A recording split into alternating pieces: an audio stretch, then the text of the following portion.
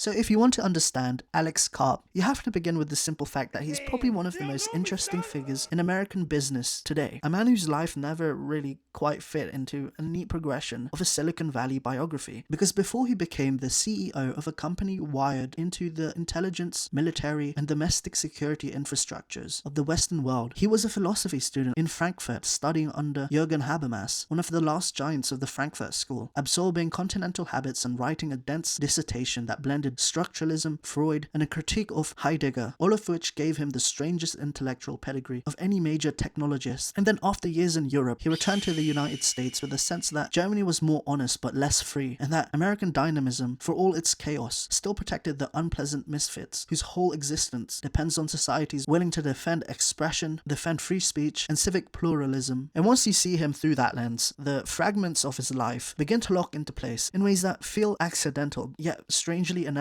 because he started as a dyslexic kid in Philadelphia, born to a Jewish pediatrician father and a black artist mother, a background he says shaped how he sees outsiders and non-belonging people. And he only became exceptional when a teacher told him his IQ was too high for mediocrity, and from there he moved through young adulthood with the same odd mixture of intensity and drift that still reminds him. Someone who never learned to drive because he was too poor and later too rich, and now says he would daydream behind the wheel. Someone who practices Tai Chi in odd corners of the office and once knocked over a visitor while demonstrating a move before sprinting off to fetch Goethe's Faust in the original German to make a point about translation. Someone who spends hours skiing alone on snow trails near his 500-acre compound in rural New Hampshire, which he treats as a retreat, a work lodge, and an intellectual hideout because it's the one place to which he says he feels uncomplicatedly happy. And someone who says that the only time he isn't thinking about Palantir are during Tai Chi, sex, or when he used to swim, though he insists on correcting journalists on the Tai Chi part. And the quirks keep accumulating as if his personality was assembled out of mismatched parts that never really got sanded down. Since he once kept 20 identical pairs of swim goggles in his office before deciding swimming felt empty and quit it entirely because he considers it a German attitude but toward personal space. And this is a guy who dates very high IQ women who bluntly tell him when he's talking nonsense. And when asked about having 10 houses, he corrected the reporter and said that they should be reframed as 10 cross-country ski huts. And his favorite film apparently is the kung fu classic 36 Chamber of Shaolin. And beneath the eccentricity sits the institution he built, a company that began with an insight Peter Thiel carried from PayPal, that the same pattern recognition models used to detect fraud could identify terrorists, though the partnership between them was forged much earlier in Stanford law dorms, where they argued like feral animals until dawn. Karp pacing through Marxist theories of alienated labor, while Thiel countered with libertarian capitalism theory. And when the CIA's venture arm funded their early work, Palantir evolved into a digital operating system for national security. The tool intelligence agencies used to track Al-Qaeda, the platform the Department of Defense used to build Project Maven, the system deployed by the Israeli military in Gaza, the software Homeland Security used for immigration enforcement, and the battlefield infrastructure that Ukraine now uses to pierce Russian jamming and direct artillery with precision. Karp has compared to giving a country a form of tactical nuclear advantage, and he has said openly that Palantir's tools help deliver lethal force in Ukraine, a level of candor almost no tech CEO would attempt. And if his technology forms the machinery, his worldview forms the engine behind it, because Karp speaks like a philosopher king of American surveillance warfare, warming himself by a wood stove in New Hampshire while quoting Wittgenstein and explaining that Silicon Valley lost its seriousness when it turned away from the state, insisting that technologists have civic obligations rather than cultural postures, which is why he moved Palantir's HQ from Palo Alto to Denver, saying the Valley had indulged in individualist narcissism and abandoned patriotism, which is why he spent months on the ground during the early stages of the Ukraine invasion, why he attacks both the woke left and the woke right now by sharing a resentment of meritocracy, calling woke social justice the central risk to Palantir, America, and the world. You're a competitor?